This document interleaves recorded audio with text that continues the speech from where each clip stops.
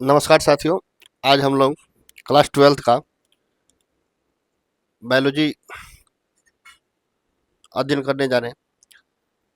पहले सिलेबस में आपको दिया गया था जो भी चैप्टर, उसमें से कुछ चैप्टर को रिमूव किया गया है न्यू शिक्षा नीति के अनुसार, जो नया एनसीईआरटी दिया गया है। और कुछ चैप्टर में कुछ टॉपिक को भी रिमूव किया गया है, और कुछ टॉपिक ऐसा है जिसमें डिफिनेशन वगैरह को भी चेंज किया गया है। ठीक, तो जैसे कि पहले 12th में जब आप इससे पहले का एनसीईआरटी देखिएगा तो उसमें जीवों में जनन दिया गया था।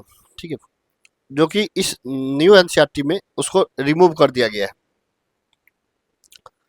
तो इसलिए हम जो पुराने एनसीईआरटी है उसके अनुसार ये चैप्टर 2 हो जाएगा, और जो न्यू एनसीईआरटी जिनके पास है उसके अनुसार चैप्टर पहला होगा पुष्पीय पुष्पीय पौधे में लैंगिक जनन। ठीक, तो चैप्टर स्टार्ट करने से पहले कुछ महत्वपूर्ण बातें जान लें, जैसे जनन क्या है।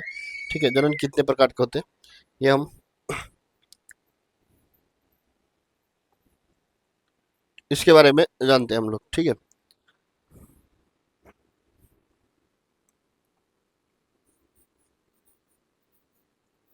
जनन इसी को कहा जाता है, प्रजनन भी कहते हैं। ठीक है, जिसको रिप्रोडक्शन बोलते हैं।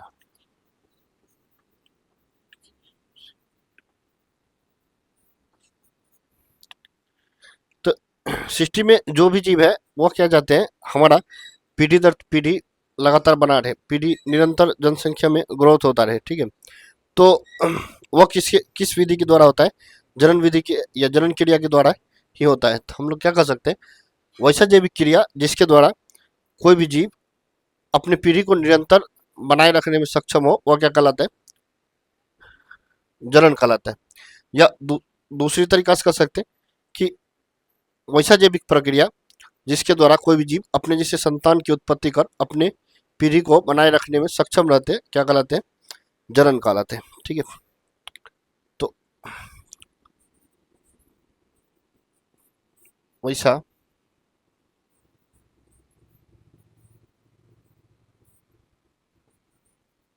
जैविक क्रिया या प्रक्रिया जिसके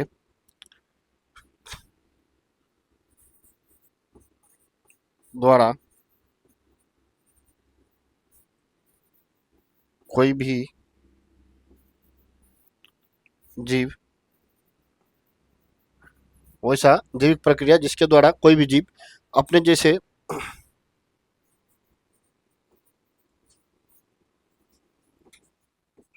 संतान की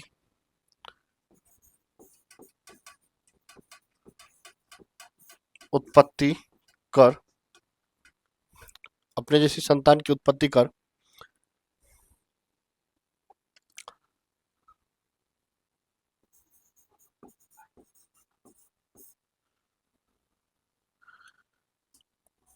अपने जनसंख्या को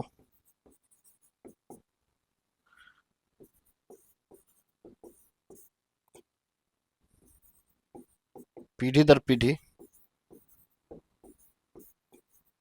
बढ़ाने में सक्षम हो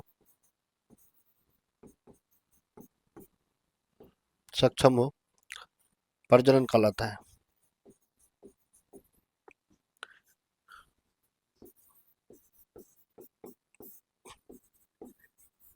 प्रजनन कहलाता है। ठीक है, तो तो जनन का मुख्य कार्य क्या है, अपने संतान की उत्पत्ति करके पीढ़ी को बरकरार रखना। ठीक है, जनन दो प्रकार से होते हैं।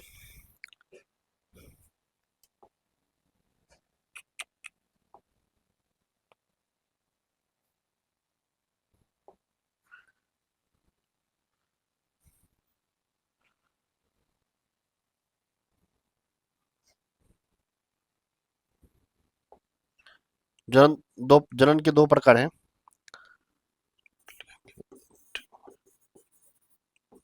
Types of reproduction.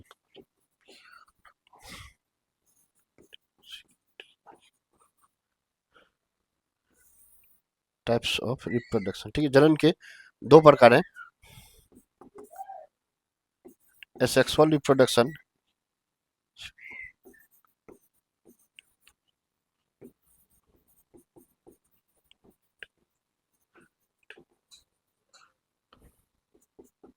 sexual reproduction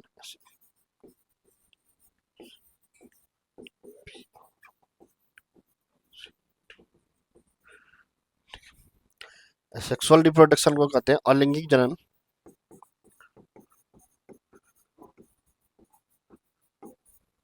और सेक्सुअल रिप्रोडक्शन को कहते हैं लैंगिक जनन।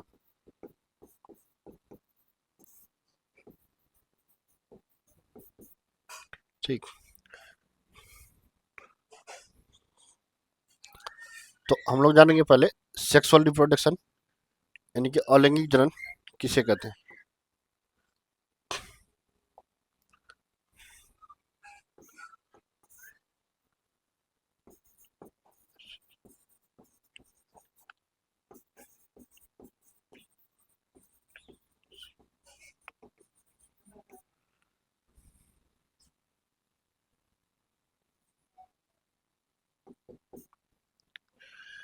तो एसेक्सुअल रिप्रोडक्शन किसको कहते हैं? जनन की वैसी विधि जिसमें केवल एक ही जनक भाग लेते हैं। ठीक है, जनन की वैसी विधि जिसमें केवल एक ही जनक भाग लेते हैं वह क्या कहलाता है? Asexual reproduction. ठीक है, इनके अलैंगिक जनन। और लैंगिक जनन किसको कहते हैं? जनन की वैसी विधि जिसमें दो जनक की आवश्यकता हो उसको बोलेंगे लैंगिक जनन। ठीक है,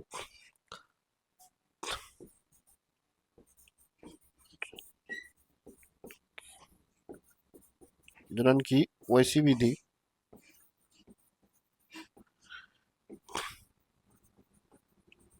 जिसमें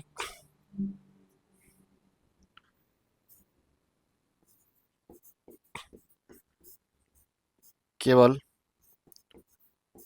एक ही पेरेंट्स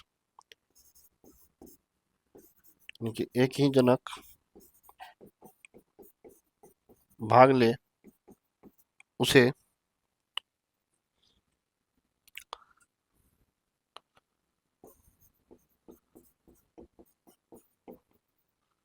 अलैंगिक जनन कहा जाता है।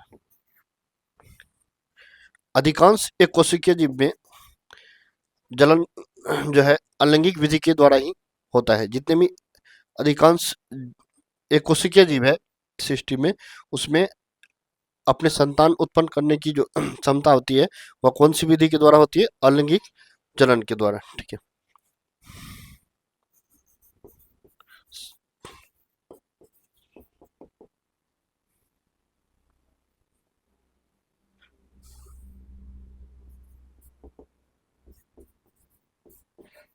अधिकांशतः एक कोशिकीय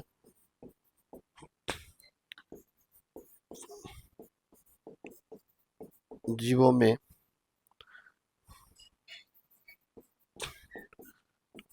अपने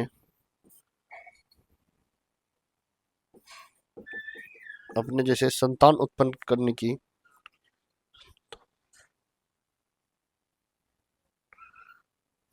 सॉरी अपने जैसे संतान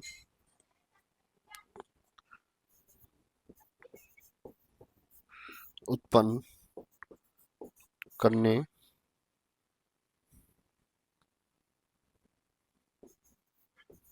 की क्षमता अलैंगिक जनन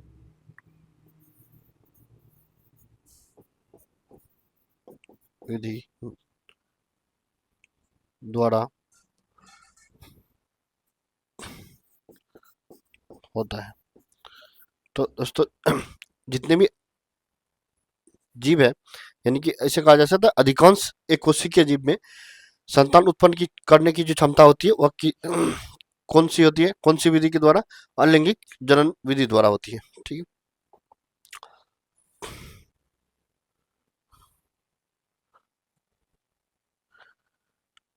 देखिए, और अलैंगिक जनन विधि में सिर्फ एक ही जनक भाग लेते हैं, यानी कि जो क्रोमोसोम होते हैं वो भी क्या होते हैं, सिर्फ एक ही जनक के एक जनरेशन से दूसरे जनरेशन में कन्वर्ट होते हैं, इसलिए वो लगभग समरूप होते हैं। ठीक है, तो इसलिए इस विधि के द्वारा जो संतान उत्पन्न होते हैं वह क्या कहलाते हैं, क्लोन या एक पुंजक कहलाते हैं। ठीक है, तो अलैंगिक विधि के द्वारा उत्पन्न संतान को क्या कहा जाता है, क्लोन या एक पुंजक।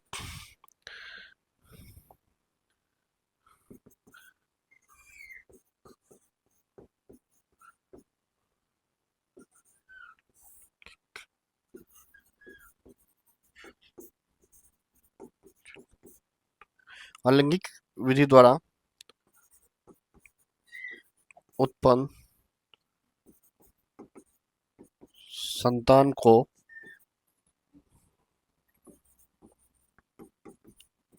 क्लोन या एक पुंजक कहते हैं।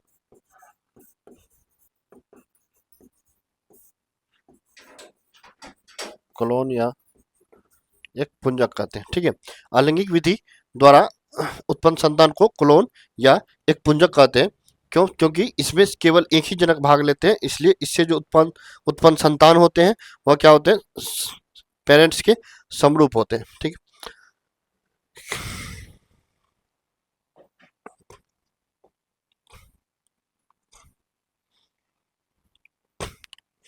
जैसे कौन कौन से जीव में अलैंगिक विधि, जनन के अलैंगिक विधि होते हैं? तो जैसा कि हम बोले अभी कि जो भी अधिकांश सूक्ष्म सूक्ष्म जीव होते हैं, यानी कि एक कोशिकीय जीव होते हैं, ठीक है, उसमें अलैंगिक जनन होते हैं, जैसे अमीबा,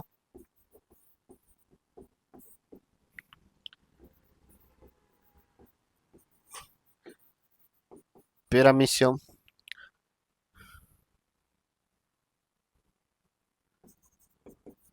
आदि।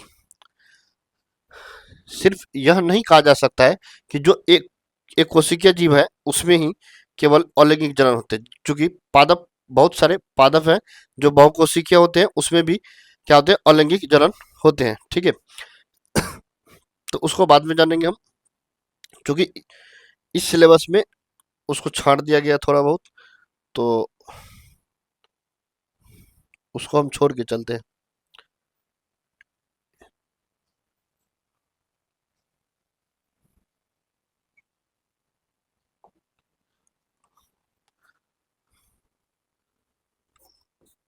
अब हम लोग लैंगिक के दूसरे, सॉरी, जनन की दूसरी विधि, लैंगिक जनन के बारे में जानेंगे। ठीक है, तो जनन का दूसरा विधि कौन सा है, लैंगिक जनन,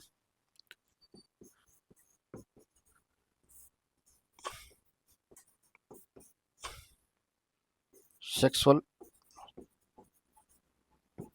रिप्रोडक्शन।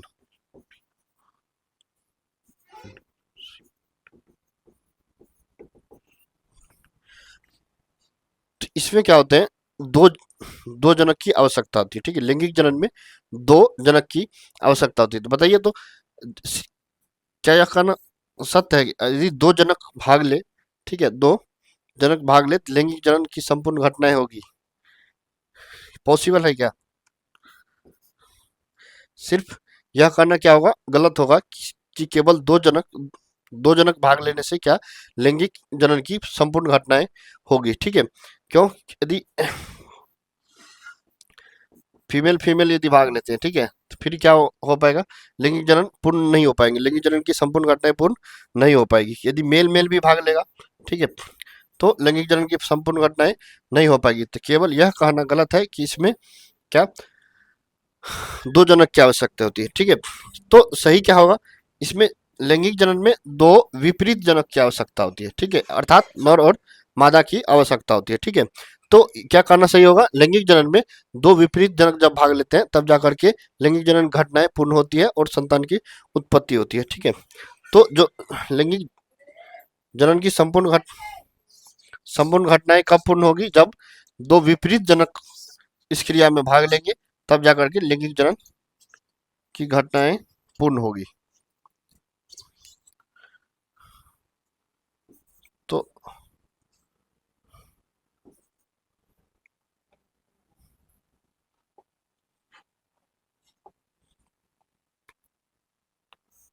जनन की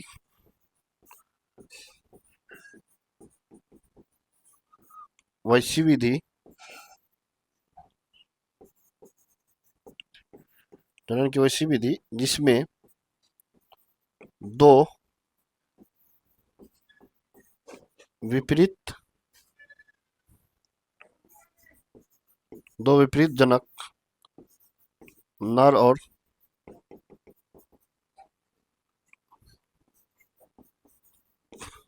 मादा भाग ले उसे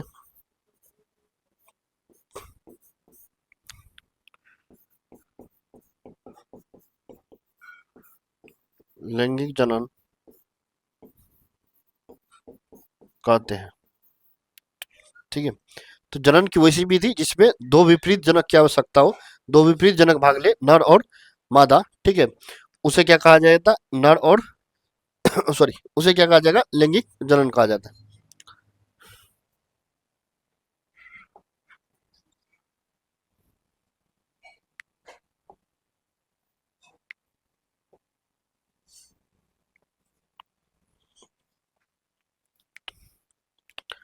अधिकांश बहुकोशिकीय जीव में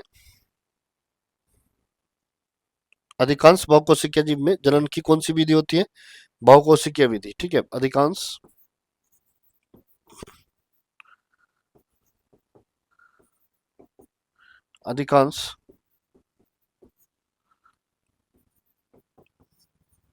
बहुकोशिकीय जीव में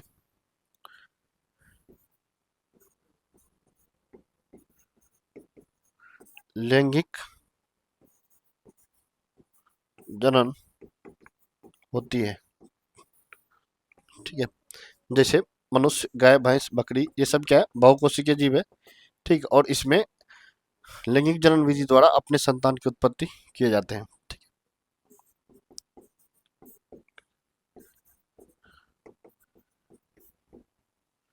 ठीक है,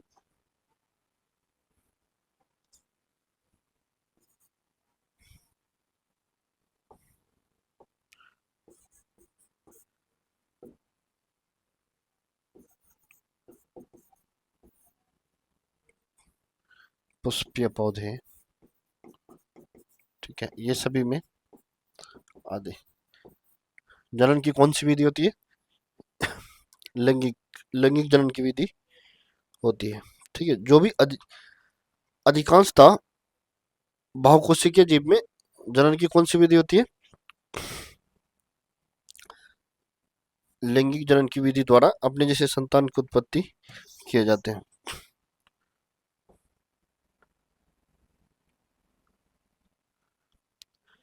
अब देखिए, जब भी लैंगिक जनन का बात किया जाएगा तो क्या इसमें क्या आवश्यक है? नर और मादा का होना आवश्यक है। ठीक है, तो इसके संपूर्ण प्रोसेस को जानेंगे, संपूर्ण घटना को। नर और मादा।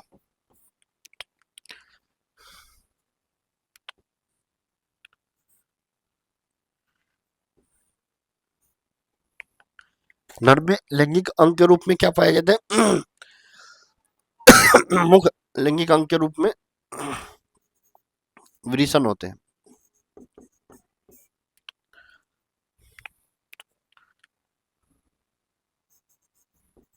मादा में अंडाशय होते हैं। ठीक है,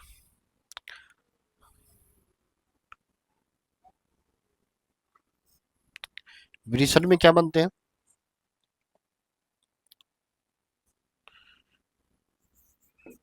विरिसन में शुक्राणु का निर्माण होते हैं और अंडाशय में अंडाणु का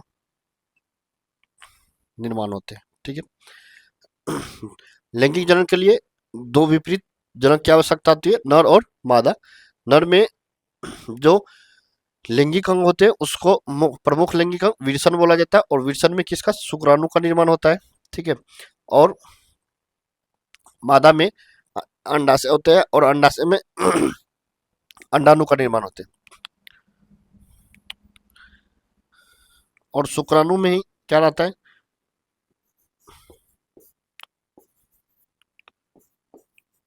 अर्थात शुक्राणु क्या बोलेंगे, नर युग्मक, इसको क्या बोलेंगे,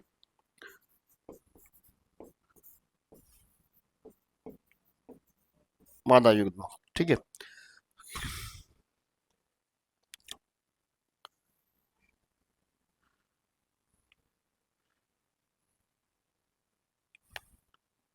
जब क्रॉसिंग होता है, जब रिलेशनशिप में आते हैं नर और मादा, फिर जाकर के यहाँ संलयन होता है शुक्राणु और अंडाणु का, अर्थात नर युग्मक और मादा युग्मक का संलयन होता है।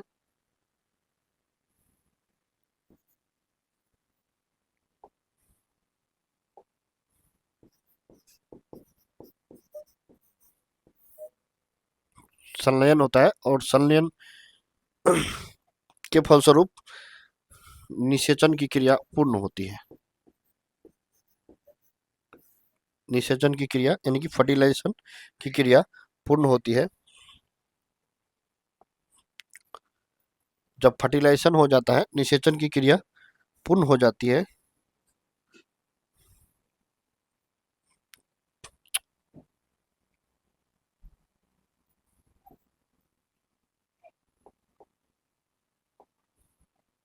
जब फर्टिलाइजेशन की क्रिया पूर्ण हो जाती है, तब इससे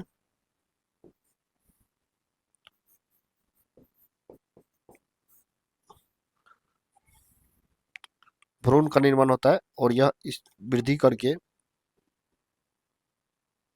सॉरी, निषेचन क्रिया पूर्ण होने के बाद युग्मनज का निर्माण होता है। युग्मनज का निर्माण होता है और युग्मनज वृद्धि करके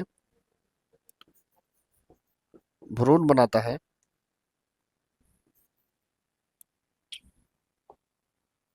युग्मनज वृद्धि करके भ्रूण बनाता है और भ्रूण धीरे धीरे विकास करके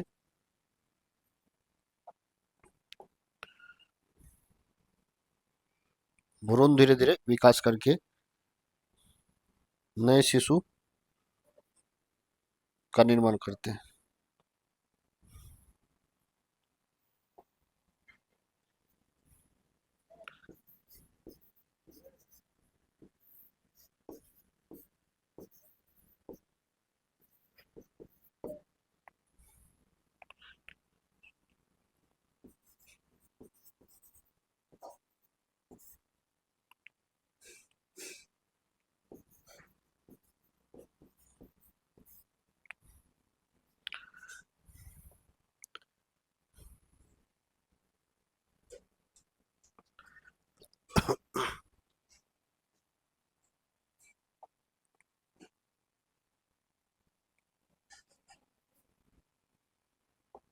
देखिए, हमें बताइए कि लैंगिक जनन के लिए क्या आवश्यक है, दो जनक की आवश्यक है। ठीक है, दो जनक का होना आवश्यक है, नर और मादा। नर में जो प्रमुख लैंगिक अंग होते हैं उसको क्या बोला जाता है, विरिशन बोला जाता है। और विरिशन में किसका निर्माण होता है, शुक्राणुओं का, अर्थात नर युग्मक का। ठीक है। और मादा में जो है प्रमुख अंग जो होते हैं, उस मादा में लैंगिक प्रमुख अंग कौन सा होता है, अंडाशय होता है। और अंडाशय में अंडाणु अर्थात मादा युग्मक का निर्माण होता है। जब दोनों रिलेशनशिप में आते हैं, ठीक है, फ्यूज होते हैं, मतलब कि दोनों का संलयन यदि होता है, संलयन होने के बाद निषेचन होता है। और निषेचन होने के बाद क्या है, किसका निर्माण होता है, युग्मनज का। और युग्मनज वृद्धि करके क्या बनाता है, भ्रूण बनाता है। और भ्रूण धीरे धीरे विकास करके नए संतान की उत्पत्ति करते हैं, मतलब वह नए शिशु के रूप में जन्म लेते हैं।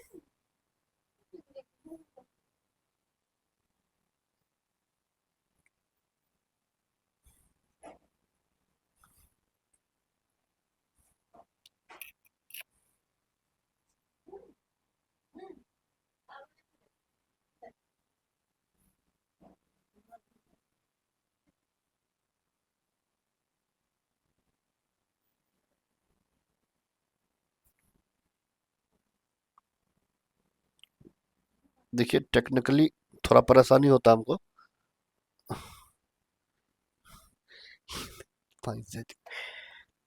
तो देखिए हम बोले थे कि दो जनक की आवश्यकता होती है, नर और मादा। ठीक है, विरिसन में क्या होता है, विरिसन में निर्माण होता है शुक्राणुओं का। ठीक है, विरिसन में शुक्राणुओं का निर्माण होता है। ठीक, तो क्वेश्चन बार बार बहुत जगह नीट वगैरह में भी पूछा जाता है कि शुक्राणुओं का निर्माण कहाँ होता है। तो शुक्राणुओं का निर्माण कहाँ होता है, विरिसन में। ठीक है, और अंडाणु का निर्माण अंडाशय में होता है।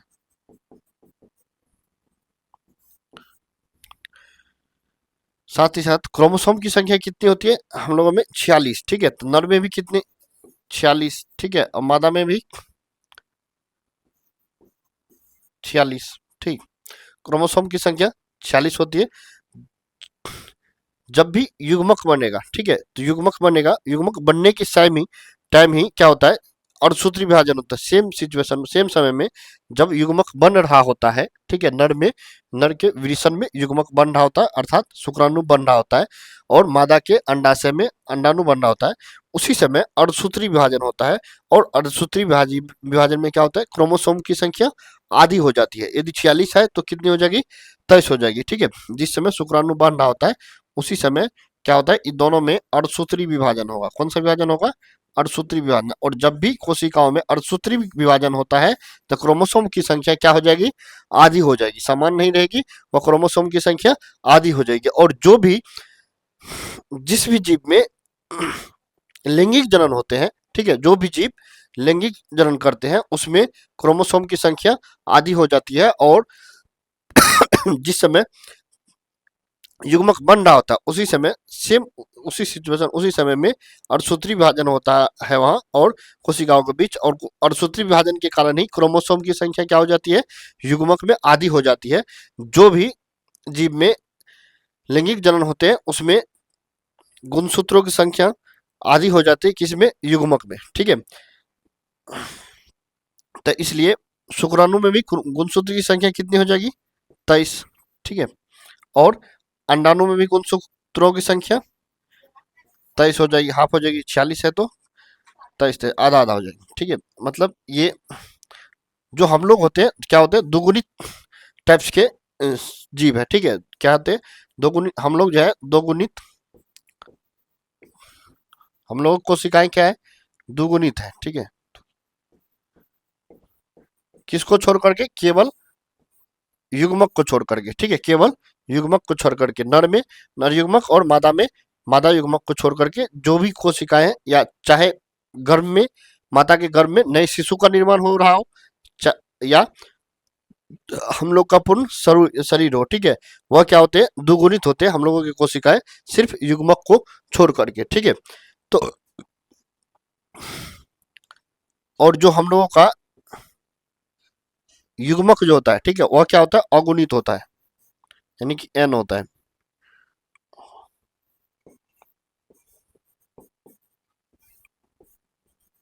अगुणित होता है। ठीक है, अब देखिए जब मेच्योर, पूर्ण रूप में मेच्योर होने के बाद जब फर्टिलाइजेशन होता है, मतलब यदि जनन की क्रिया होता है, जनन क्रिया के बाद जो है दोनों युग्मक का संलयन होता है, नर युग्मक और मादा युग्मक का संलयन होता है। यह कहाँ होते हैं, माता के गर्भाशय में। ठीक है, संलयन होने के बाद ये आगे जानेंगे डिटेल पूर्वक कहाँ क्या होता है। ठीक है, संलयन होने के बाद निषेचन की क्रिया होती है, और जब निषेचन की क्रिया हो जाती है, निषेचन होने के बाद युग्मनज का निर्माण होता है। तो गौर कीजिएगा, सिर्फ ये वाला भाग जो है युग्मक, यही क्या कहलाएगा, अगुणित कहलाएगा, अगुणित कोशिकाएं। इसके ऊपर वाले जो भी टर्म है, ठीक है, तो हम लोग क्या रहते हैं,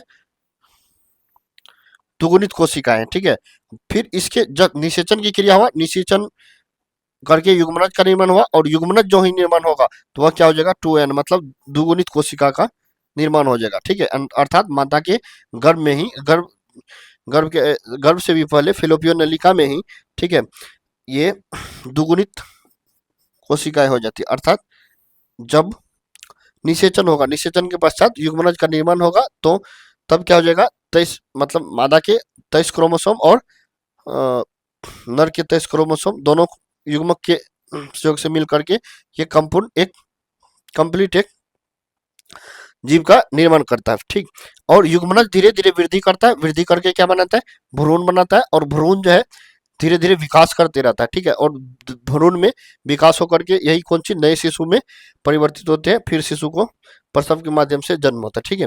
जो भी लैंगिक जनन है लगभग यही प्रोसेस है। इसको फिर आगे डिटेल पूर्वक जब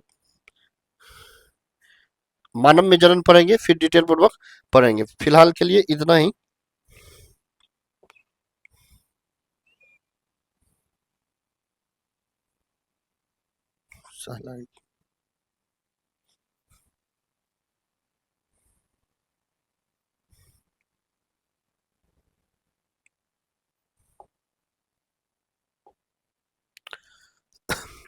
अब हम लोग चैप्टर स्टार्ट करने जा रहे हैं, पुष्पीय पौधे में लैंगिक जनन। तो यदि आप 11th में पढ़े होंगे तो पौधे को 5 वर्ग में बांटा गया था, सेवाल, ब्रायोफाइटा, टेरिडोफाइटा और अनावृत बीजी, आवृत बीजी। देखिए सेवाल जो होते हैं वह डेवलप नहीं होते, उसमें सिर्फ तना और पत्ती पाए जाते हैं, बाद बाकी तना पत्ती जैसी संरचनाएं पाई जाती है, तना पत्ती डेवलप भी नहीं होता पूर्ण रूप में, ठीक है। और उसमें न ही पुष्प रहता है, न ही कंप्लीट तौर पे जड़ रहता है, न ही बीज बनता है, ठीक है। उसके बाद सेवाल के बाद बायोफाइटा, बायोफाइटा में पत्ता और तना जैसी संरचनाएं पाई जाती है, उसमें भी पत्ती वगैरह वेल डेवलप नहीं होते हैं, ठीक है। उसके बाद टेरिडोफाइटा, टेरिडोफाइटा में पत्ती, तना, जड़ पाए जाते हैं, ठीक है। और बीज वगैरह डेवलप उसमें भी नहीं हुआ रहता है। जो अनावृत बीजी पौधे होते हैं उसमें बीज, पत्ती, तना पाए जाते हैं, लेकिन पुष्प वेल डेवलप नहीं होते हैं। लेकिन जो आवृत बीजी पौधे होते हैं उसमें कंप्लीट तौर पे जड़, तना, पत्ती, ठीक है, फल, बीज, पुष्प, सारा चीज उसमें डेवलप रहते हैं, इसलिए उसमें क्या पॉसिबल हो पाता है लैंगिक जनन की विधि द्वारा जनन की क्रिया, ठीक है। तो लैंगिक जनन जो पुष्प में होता है वह केवल अनावृत बीजी पौधे में होता है। तो हम लोग पढ़ेंगे आज अनावृत बीजी पौधे में लैंगिक जनन, अर्थात अनावृत बीजी पौधे को ही क्या बोलते हैं, पुष्पीय पौधे, ठीक है। तो हम लोग पढ़ेंगे पुष्पीय पौधे में,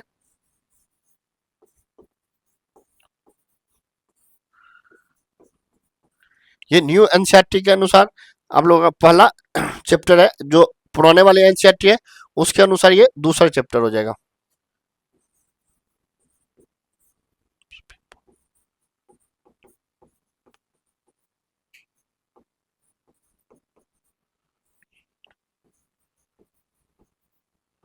पुष्पीय पौधों में लैंगिक जनन, जब भी लैंगिक जनन का बात आए तो क्या दो जनक का होना आवश्यक है, ठीक है।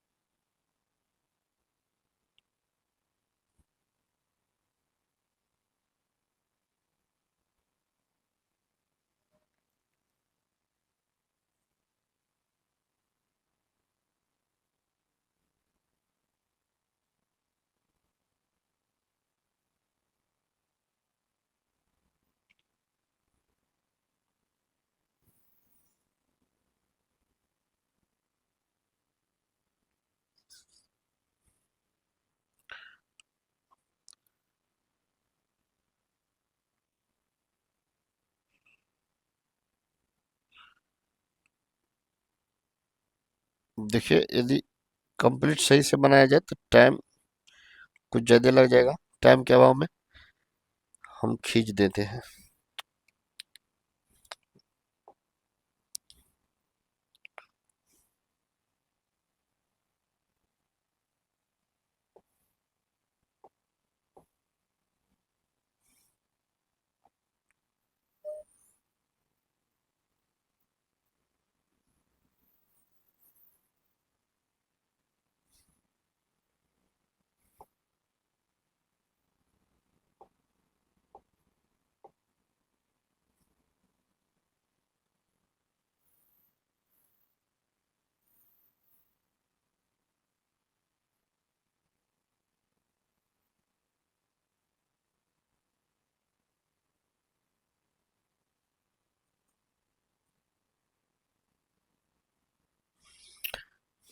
देखिए ये हो गया आपका काम चलाओ पुष्प।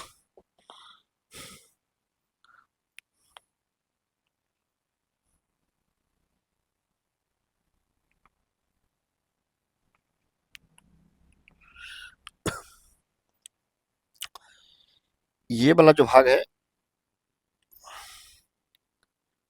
इसको बोला जाता है स्त्री केसर। ये संपूर्ण भाग को क्या बोला जाता है? स्त्री केसर। और ये वाला जो भाग है इसको क्या बोला जाता है? पुंकेसर। गौर से, यह बहुत इंपॉर्टेंट चीज है, इसको याद रखना है, फिर पूरे चैप्टर समझ में आएगा, नहीं तो चैप्टर समझ में नहीं आएगा। ठीक है,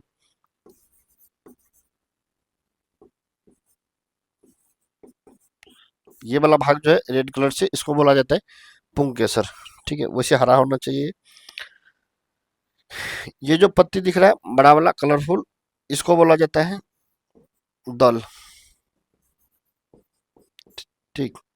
और ये बाहरी वाला भाग हरा जो दिख रहा है इसको बोला जाता है बाह्य दल। यदि पूरे चैप्टर को समझना है तो ये सब चीज कंप्लीट होना चाहिए।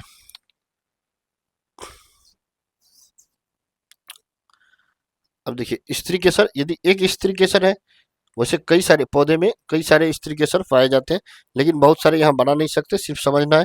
ठीक है, एक नहीं, कई हजारों में, सौ में जो है स्त्री केसर एक पुष्प में पाए जाते हैं। ठीक है, यदि एक पुष्प का बात किया जाए तो वह 100 में रहते हैं। ठीक, तोड़ के देखिएगा तो पता चलेगा। ठीक, तो ये वाला भाग जो है टीव जैसा गोलाकार, ठीक है, इसको क्या बोला जाता है? स्त्री केसर। स्त्री केसर के समूह को क्या कहते हैं? स्त्री केसर के समूह को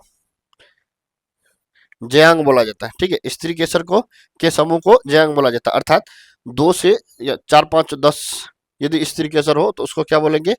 जयांग। ठीक है, तो स्त्री केसर के समूह को क्या बोला जाता है? स्त्री केसर के समूह को जयांग कहते हैं।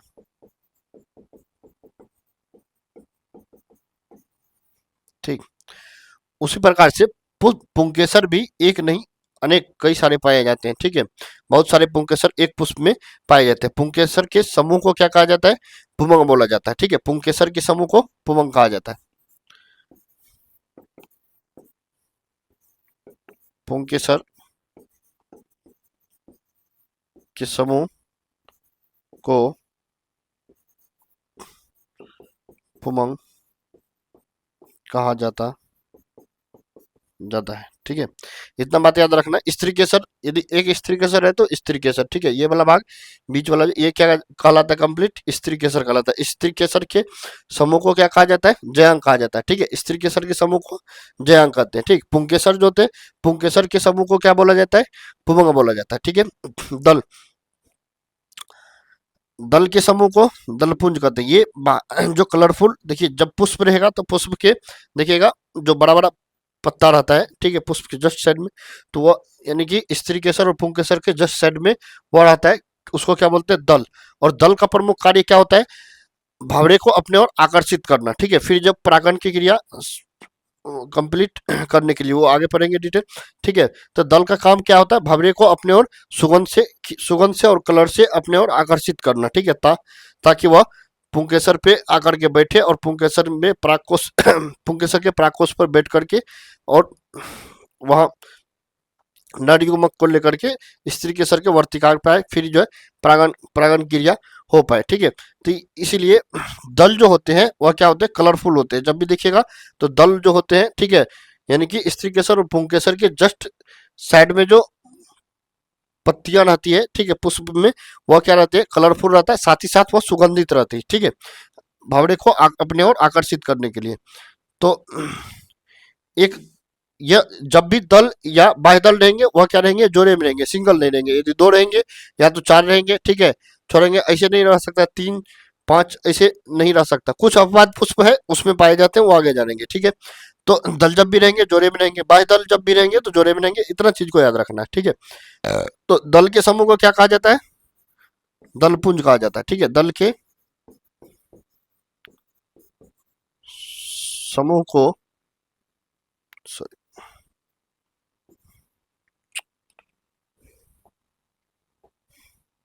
दल के समूह को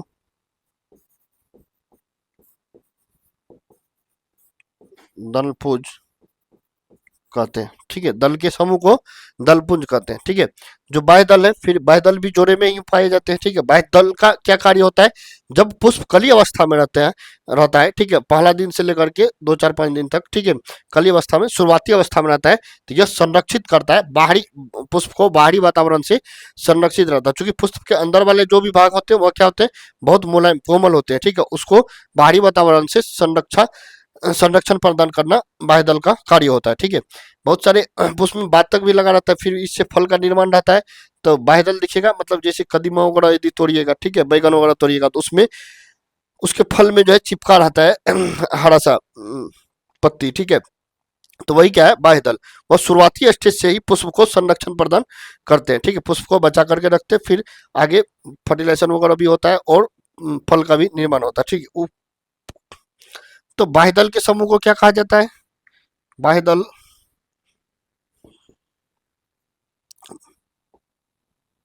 बाह्य दल के समूह को बाह्य दल पुंज कहते हैं। ठीक है,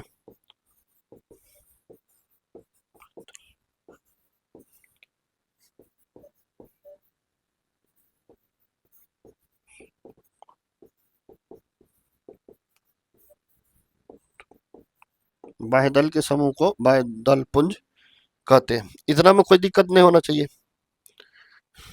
ठीक है, तो ये छोटा सा पुष्प का संरचना हो गया। ठीक है, पुष्प में ये वाला भाग जो है यहां से लेकर के यहां तक, ठीक है, ये कंप्लीट भाग क्या कहलाता है? स्त्री केसर। ठीक है, यदि सिंगल स्त्री केसर है तो स्त्री केसर, यदि 4 5 10 समूह में है यदि, तो फिर क्या हो गया? स्त्री केसर के समूह। ठीक है, समूह को क्या बोलेंगे? जयांग बोलेंगे। स्त्री केसर के समूह को क्या बोलेंगे? जयांग बोलेंगे। ठीक है, एक पुष्प में एक ही, केवल एक ही स्त्री केसर नहीं पाए जाते, कई अनेक रहते हैं। ठीक है, बहुत सारे स्त्री केसर रहते हैं। ठीक है, और स्त्री केसर के समूह को जयांग कहते हैं। जो पुंकेसर होते हैं, पुंकेसर के समूह को क्या कहा जाता है?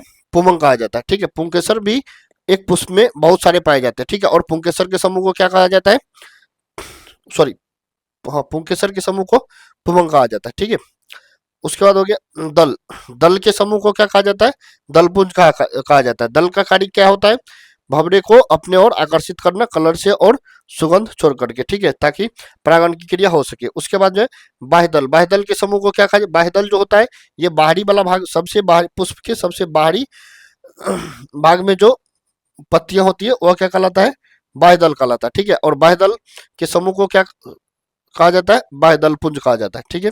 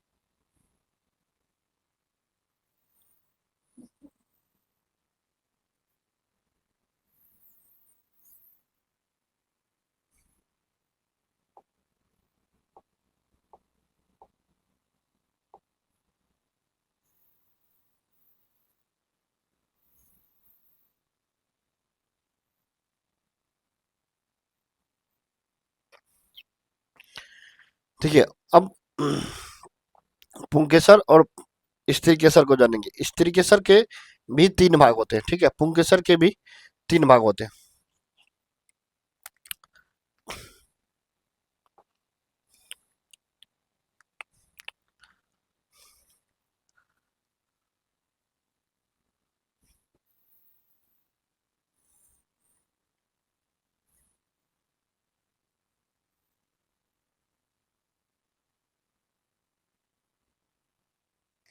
ये हो गया आपका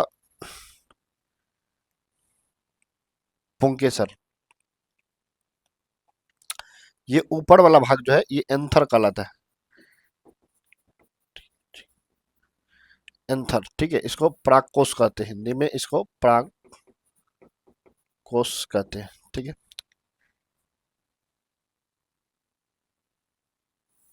ये जहाँ कनेक्ट होता है एक दूसरे से परागकोश, ठीक है, दो पर पाली होते हैं परागकोश में, ये जहाँ कनेक्ट होते हैं ये कहलाते हैं योजी, ठीक है। और ये वाले डंठल जो होते हैं, ये डंठल वाले भाग ये कहलाते हैं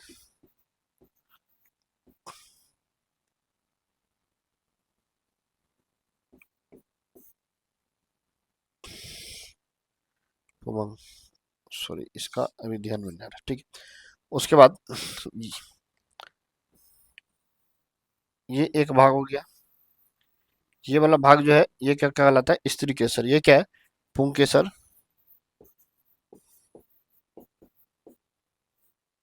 हाँ, ये कहलाते हैं पूतंतु, ठीक है। ये पुंकेसर के ये निचले डंठल वाले भाग क्या कहलाते हैं, पूतंतु कहलाते हैं, ठीक है। और ये वाले भाग जो है ये क्या है, इस पुष्प के स्त्री केसर। स्त्री केसर में ये वाले जो भाग है ये गोल सा मटकी के जैसा, इसको क्या कहते हैं, अंडाशय कहते हैं, ठीक है। ये ऊपर वाले जो भाग है टोपी के जैसा, यह कहलाता है वर्तिकाग्र,